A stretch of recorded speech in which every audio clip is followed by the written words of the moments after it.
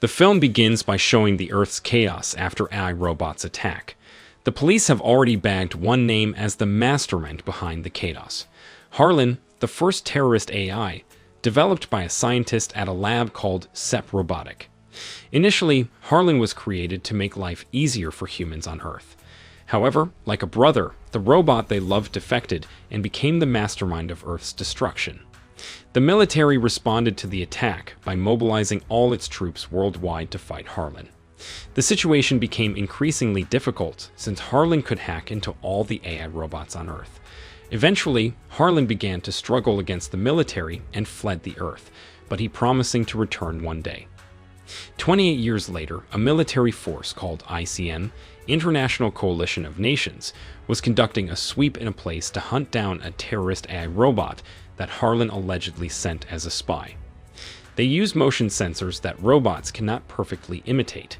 It turns out that many military forces have become victims of the AI robot named Casca. The Casca is AI robot bulletproof and more muscular than humans. However, Casca finally fell after being hit by a set travel prepared to short out the robot. The next day, a woman named Atlas woke up. Atlas is a military analyst who is a genius and the daughter of the founding scientist of Sep Robotics. Despite being surrounded by AI technology, Atlas does not fully trust artificial intelligence because she is feeling more intelligent than them. This was proven when she beat the AI in a chess game while watching television. Atlas is known to be rigid, self-centered, and unwilling to accept advice from others, as she feels she knows best. In fact, as a human being, mistakes are common, considering that no human being is perfect. In the middle of the game, Atlas was distracted when she saw a TV news report about the capture of a terrorist AI robot, Casca. 30 years ago, Casca was known as the right-hand man of Harlan, the leader of the AI robot rebellion. Knowing this, Atlas immediately went to the ICN office to interrogate Casca. Once there, Atlas opened a box containing Casca's head and began interrogating him differently, more like a mobile phone technician. Since it was impossible to hack him by force, Atlas reset the smart devices in Casca's brain using magnets while mapping the brain's workings by asking simple questions. Atlas managed to locate the planet where Harlan was hiding. She used tactics to lure Casca into focusing, and Casca's system automatically rechecked the memory file of Harlan's location, which was picked up by Atlas's system. Atlas managed to fend off Casca's covert attack using a holographic shield before he finally destroyed the AI robot. After obtaining the location of Harlan's hideout, Atlas met with the ICN general to discuss the matter. Atlas begged to join the mission as she had dedicated her life to finding Harlan. There was an argument when the General Booth intended to capture Harlan alive to research and find out how an AI could lead a rebellion like that. While Atlas considered it too naive, Harlan's abilities as an AI could not be underestimated. Atlas argued that if they didn't finish Harlan off, they wouldn't survive. It turned out that this statement offended a colonel assigned to the mission. This person is named Colonel Elias. He showed an advanced AI robot owned by the military that they would use in this mission. The robot is named ARS, which works directly with the pilot's brain using a device called Neuralink or brain transmitter. According to Colonel Elias, the AI system on the ARS is an upgrade of Harlan's intelligence system, and he is confident that it will complete the mission. It is also shown here how humans have created a holographic shield that protects the Earth from any attack from outer space, with a rigorous traffic system and a warp system that allows them to travel in space almost at the speed of light. To cut a long story short, when they were almost at the planet where Harlan was, Atlas instructed the ARS pilots not to use any digital devices to avoid being hacked. However, she was laughed at for being old-fashioned. Atlas also asked the troops always to be prepared for any eventuality they had never imagined, because she knew Harlan's cunning nature. However, Colonel Elias found these remarks strange, feeling that Atlas shouldn't have said those words before the troops were about to go on duty, as it would have undermined their confidence. Sure enough, as the troops were preparing to use their ARS, they were surprised by a surprise attack from hundreds of Harlan's destruction drones. The attack almost caused Atlas to die in space if Colonel Elias hadn't quickly loaded him into one of the ARS and forced him to jump. It didn't stop there. In addition to being unprepared for the attack, the free-falling troops were still being attacked mid-air. The AI drones left little room for the military to fight back. Meanwhile, Atlas, who did not know how to use the ARS robot at all, fortunately got help from one of the troops who told her to control the robot using Neuralink so that she could land safely. However, for some reason, she didn't want to do it until the girl finally fell and landed on the snow. At this moment, Atlas was stranded alone. She tried to contact the headquarters for help, but it was useless. During the confusion, she was forced to activate the system on the ARS and found the nearest emergency outpost 90 kilometers away. They could have easily flown there quickly, but to avoid the drones of the AI forces, and even though the sensors on the ARS robot were so complicated that it was difficult for Atlas, she was adamant that she would not use Neuralink. So they were forced to walk even though their batteries were running low. While walking to the emergency port, Atlas tried to learn one by one the weapons on the ARS, ranging from rocket guns and mines to other weapons. In addition, the system inside the ARS also introduces itself as Smith and tells its last ability, which is an ion bomb, just in case the opponent presses them. After arriving at the landing point, Atlas saw all the ICN troops who had died. She told Smith to collect their ID tags. Only then did she realize she needed one ID, Colonel Elias. This convinced Atlas that he was still alive. At the same time, Smith captured the movements of someone he knew from the radar sensors, and it turned out that the person was not Colonel Elias, but a clone of Casca with many AI troops. This forced Atlas to use PRB combat mode, which made Atlas panic because, as an analyst, she didn't know the basics of fighting. She was forced to flee into the atmospheric storm, but didn't stop there, fearing that the AI troops were still in pursuit. Atlas reflexively asked Smith to activate the ion bomb, even though Smith had forbidden her because it violated security protocols. At this point, she did not expect the power of the ion bomb to flatten the entire place and all AI troops except Casca, who survived. Casca was created stronger than other AI robots. Suddenly, at the same time, the ground in that place experienced a landslide due to the effects of the atomic bomb explosion, which caused the ground around them to collapse. Unfortunately, the incident broke Atlas' leg. Smith, the most advanced AI robot at the time and equipped with modern medical equipment exported from Salome, tried to treat her immediately with first aid.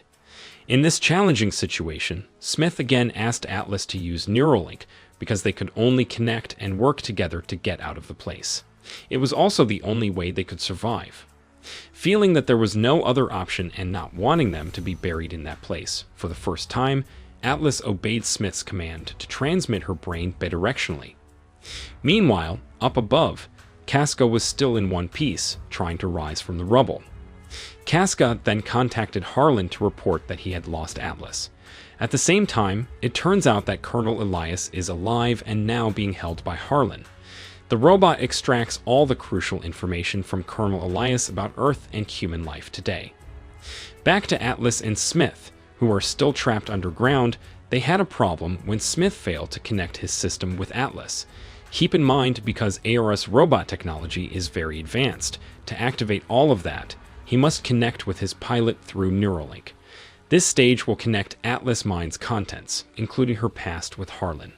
Despite being only 40% connected, Smith informed that they were currently buried about 150 meters underground, and to reach the surface, they would have to use an ejection system that would drain most of their batteries. This is where the Neuralink comes in, where, after scanning the surroundings, Atlas sees an underground cave near them and decides to head there. Aside from saving more battery, they would also avoid being watched by the AI troops. Finally, they were able to get out of the underground. By this point, they were already 60% connected, allowing Atlas to access all the weapons efficiently. However, even then, they didn't realize that as soon as they exited the cave, their presence was immediately noticed by the AI troop surveillance drones. Fortunately, Atlas had anticipated this by using nearby motion detection sensors and laying several mines. When Casca approached, he could immediately activate the mines to stop the mighty robot. After finishing off Casca for the second time, as he could not hack into Casca, he learned that Casca was using a short-range transmission device. This meant that Harlan's base location should be not far away.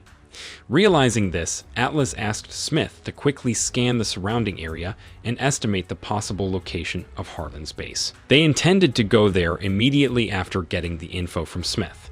However, despite estimating the location of Harlan's base, the problem was that their batteries wouldn't be enough. When Atlas insisted on heading there anyway, Smith used his ability to manipulate Atlas' motor nervous system to force Atlas' movements and prevent him from going there, as it would be perilous and against the robot's main program, which should put the pilot's safety first. The incident triggered Atlas' memory of her mother being killed by Harlan in the same way. Smith also saw that, so they immediately let her go and apologized.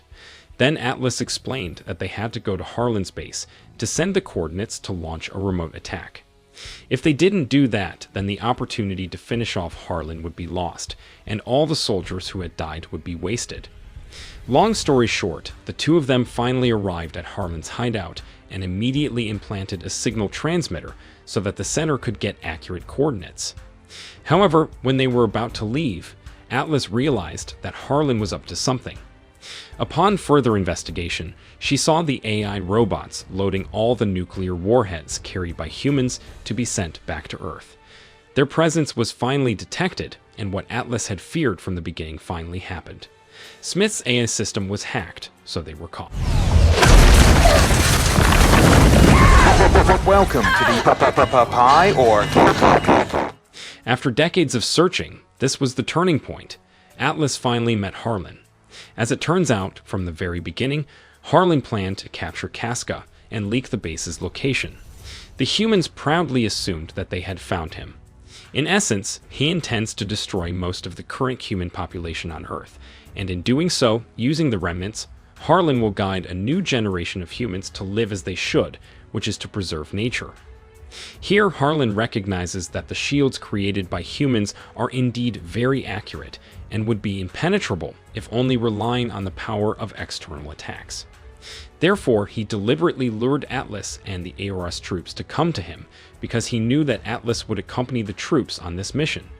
Now, with Atlas and Colonel Elias captured and their mothership taken over by Harlan, Harlan had the access codes and everything he needed to bypass the protective shield. And it was only a matter of time before he could launch the carrier back to Earth. However, just when Atlas thought there was no more hope, Colonel Elias, who had been lying helplessly next to her, turned out to be alive. He gave his transmitter to Atlas when he realized that Atlas AORS or robot had also been brought to that place. He said that the AORS was not off, even though the system was automatically put into sleep mode unless the robot's reactor was destroyed. So, there was still a chance for Atlas to switch Smith on and stop Harlan. After several attempts, the Smith finally managed to reactivate. However, to move it remotely, they had to be perfectly synchronized. But there was still something standing in Atlas' way. There was still something that she had always avoided. Atlas behaved like that because of the trauma she experienced. Atlas doesn't want what happened in the past to happen again. So, we are told that it was Atlas who made Harlan able to change his program after being allowed to do a two-way data exchange between him and his users. At that time, Atlas was still a child and only wanted to be smart like Harlan to get the same attention that her mother gave to him. However, she didn't realize that her actions would bring great trouble to humanity in the future. From then on, Atlas lived in guilt. Atlas worried that all the AI would behave cruelly like Harlan. After hearing that story, Smith was an AI, but the robot tried to calm Atlas down by saying that the girl didn't need to bear all that burden alone because there will always be lessons to be learned from past events. It's just how we react to them for a better future. Finally, Atlas came to her senses and allowed Smith to synchronize fully. When it reached 100%, Smith was instantly active, leaving Atlas in awe as her consciousness merged with the AI. Atlas and Smith were forced to improvise by utilizing broken items around them, because Harlan had stripped all the weapons from Smith's body. However, unexpectedly, this made Smith more functional with 2 additional arms and some sharp weapons of their own making.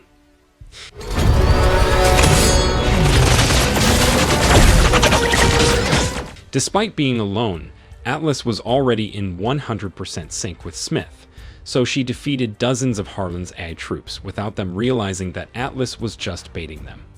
Meanwhile, the badly injured Colonel Elias planned to blow up the place to clear the way for Atlas and Smith so they could rush out and stop Harlan before the plane took off.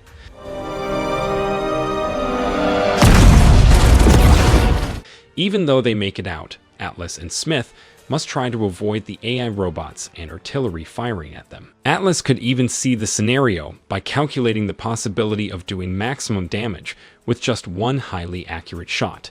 The domino effect of the shot could result in destruction. Meanwhile, the carrier aircraft carrying the warheads had begun to take off, so they had to find a way to stop the plane while avoiding Harlan's continued attacks quickly. Initially, Smith was still determining whether he could hack into the aircraft's 5 layers of defense systems to disable the warheads. However, Atlas was desperate enough to fire a missile at the plane. Fortunately, this move brought the aircraft down just as Smith managed to hack the warheads inside. Now, the two had to go head-to-head with Harlan, who wouldn't let them get away with it after his plan failed. Utilizing speed and a sword that could easily cut through steel, Harlan attacked them. Now they had to try to deal with Harlan's devastating attacks. Although they had outpaced Harlan, Harlan's attacks were still brutal for Smith and Atlas to anticipate. They suffered pretty fatal damage. They couldn't overcome Harlan's attacks, even using Atlas' ability to read enemy movement patterns. Harlan targeted Atlas, and also the reactor or battery used by Smith, so Atlas was also injured to the point of unconsciousness.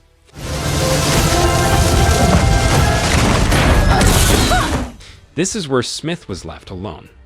The robot must try desperately to protect Atlas while continuing to receive fatal attacks from Harlan. Because Smith's power had started to run out, Smith couldn't do much but buy time to protect the pilot inside. Fortunately, because he was too focused on targeting Smith's reactor, Harlan didn't realize Atlas had woken up. Just as Smith began to lose power, Atlas attacked Harlan from behind and dealt so much damage that Harlan could no longer fight back. After successfully eliminating Harlan, Atlas returned to Smith and invited him to leave the place immediately. However, since they were both already in critical condition, they had to find a way to save themselves. Currently, the power in Smith's battery is only 1% left, and Atlas' oxygen is also running out. Finally, Smith gave up his remaining energy to be converted into oxygen to save Atlas.